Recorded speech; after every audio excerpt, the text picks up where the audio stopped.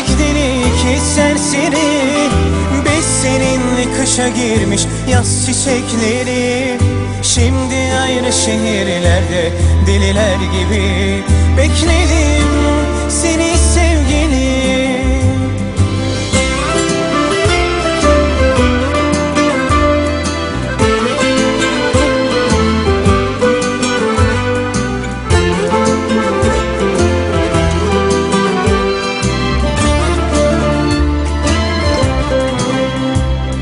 Hayattan çok yoruldum, bilinmez oldum bu genç yaşımda.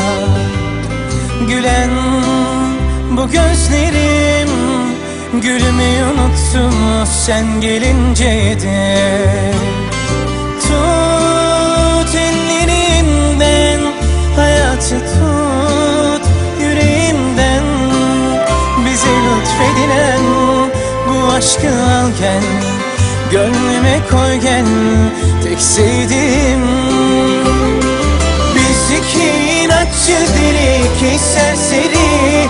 Biz seninle kışa girmiş yaz çiçekleri.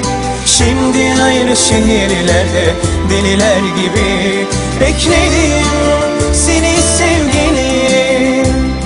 Sensiz günleri ömrümden siliyorum ben. Daha çok yanacağımı biliyorum ben. İkimizi kurtarmanı diliyorum ben. Aşkım güçlü ölümden.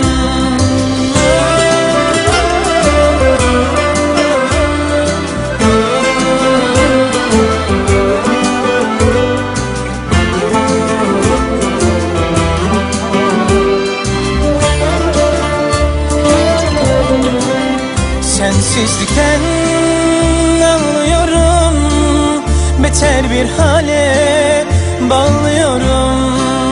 Güzel günlerin hatırına dön gel, her şeye yap gel, tek sevdiğim. Biz iki romantik deli iki serseri. Biz seninle kışa girmiş yaz çiçekleri. Şimdi ayrı şehirlerde deliler gibi bekledim seni sevgilim.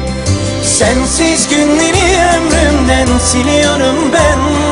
Daha çok yanacağımı biliyorum ben. İkimizi kurtarmanı diliyorum ben. Aşkım güçlü ölümden.